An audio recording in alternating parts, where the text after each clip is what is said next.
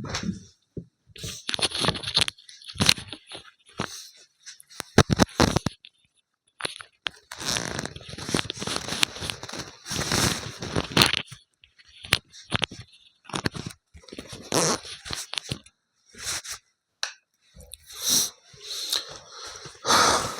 दोस्तों को जय हिंद।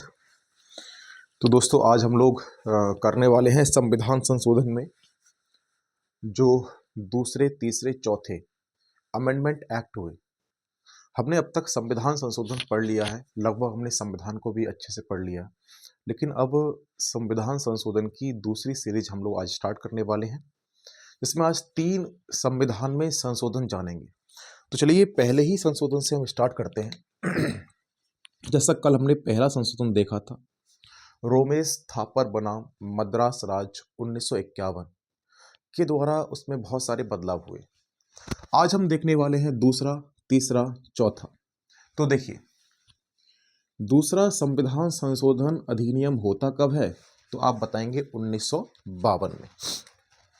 कब होता है?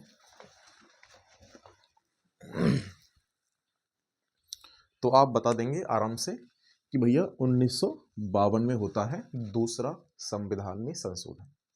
आगे देखें इसमें क्या दिया गया। तो इसमें 1951 देखो लिखा होगा, इसमें 1951 की जनगणना के आधार पर संसद में राज्यों के प्रतिनिधित्व को पुनः निर्धारित किया गया। कहने का मतलब क्या है कि आप सबको मालूम है आज़ादी के बाद जो पहली जनगणना हुई थी, तो आज़ादी के बाद तो 1951 में हुई होगी। तो 1951 में कितनी संख्या बढ़ी, कितनी घटी, कौन से राज्य में कम हुए, कौन से राज्य में ज़्यादा हुए।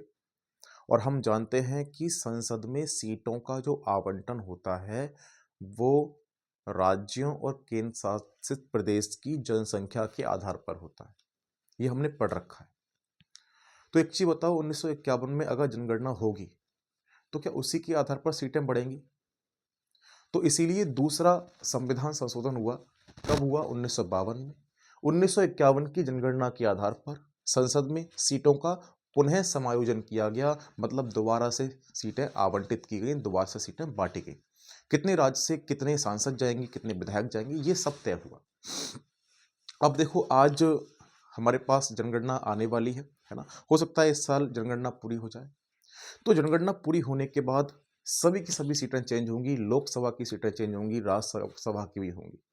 कितनी बढ़ेंगी, कौन कौन से राज्य से बढ़ेंगी, ये जनसंख्या के ऊपर डिपेंड करेगा। चलिए नेक्स्ट, अगला जो क्वेश्चन है हमारा, तीसरा संविधान संशोधन अधिनियम कब होता है? 1954।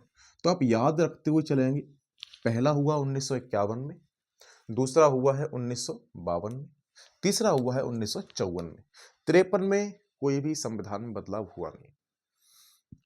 इस तीसरे संविधान संशोधन में क्या हुआ? जो आपकी समवर्ती सूची है, हम 3 सूची जानते हैं, संघ सूची, राज्य सूची और समवर्ती सूची। तो हमारी जो समवर्ती सूची है इसमें खाद्यान्न क्या दिया गया? खाद्यान्न, पशु और कचरा, कचरा नहीं है, कच्चा कपास है ना, पूरा यहां तक है, ठीक है।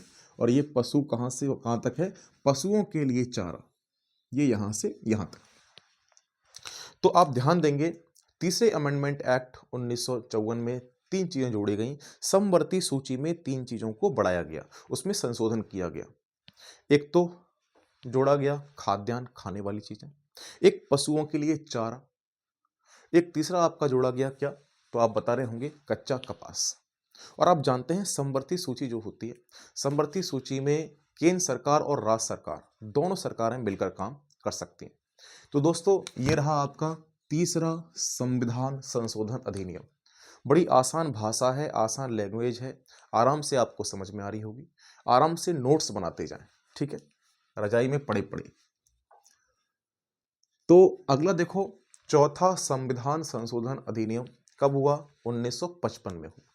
तो आप सब याद रखना, 1951 में पहला, 1952 में दूसरा, 1954 में तीसरा और 1955 में चौथा।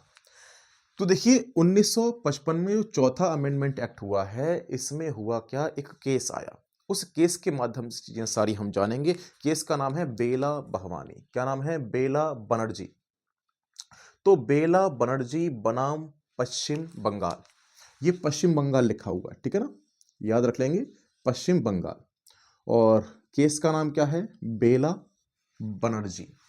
तो बेला बनर्जी बनाम पश्चिम बंगाल राज्य विवाद 1953। 1953 में सुप्रीम कोर्ट ने कुछ निर्णय दिए थे। जैसे पहले पढ़ लेते हैं इसको, उसके बाद मैं आपको बताऊं तो अच्छा रहेगा, है ना, तो चीजें आपको ज्यादा समझ में आएंगी। देखो, पश्चिम बंगाल राज्य विवाद 1953 में सुप्रीम कोर्ट के निर्णय, जो सुप्रीम कोर्ट ने निर्णय दिया होगा 1953 में, इस केस की बात कर रहा है वो व्यक्ति बेला बनर्जी की, से उत्पन्न समस्या, इसमें जो निर्णय दिया उसके द्वारा जो समस्या, जो प्रॉब्लम, जो कठिनाई सामने आई, उसको दूर करने के लिए संसद ने संविधान में संशोधन किया। अब बात आपको समझ में आ गई होगी। एक 1953 में एक केस था जिसका नाम था बेला बनर्जी बनाम पश्चिम बंगाल 1953। सुप्रीम कोर्ट ने तो अपना फैसला दे दिया, लेकिन उस फैसले से क्या हुआ कि देश में प्रॉब्लम आने लगी। देखो, ऐसी बात नहीं है कि केवल संसद के नियम बनाने से ही देश में लोग कह सकते हैं लोगों का नुकसान हो।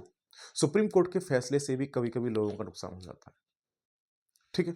तो देखिए, किसी की व्यक्तिगत संपत्ति, अब व्यक्तिगत आप जानते हैं, किसी की व्यक्तिगत संपत्ति को लोक हित में राज्य द्वारा अधिग्रहण, अधिग्रहण मतलब कब्जा करना।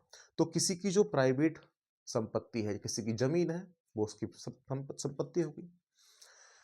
अब उसकी संपत्ति को अगर देश के हित में लगाना है और राज्य ने क्या कर लिया?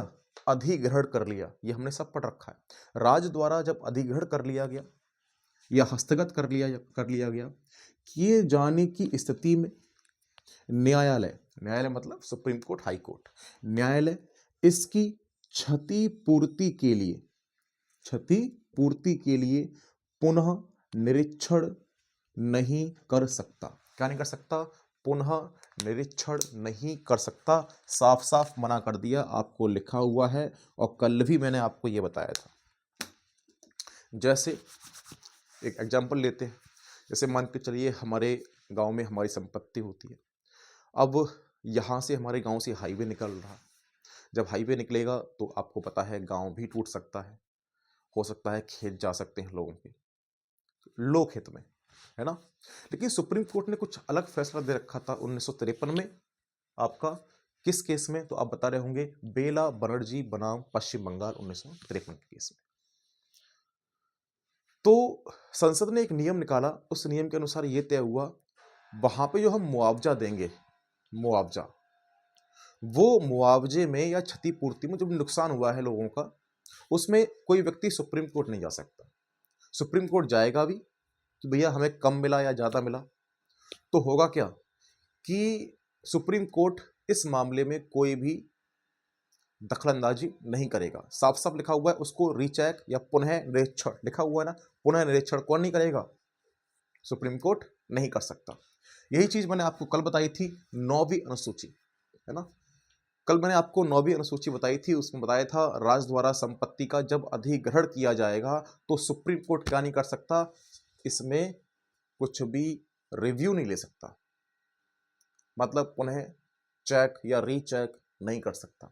अन्य मामले में संविधान में अगर संशोधन होंगे तो सुप्रीम कोर्ट रीचेक कर सकता है, हर नियम में कर सकता है, हर बदलाव में कर सकता है, लेकिन केवल संपत्ति के मामले में नहीं कर सकता।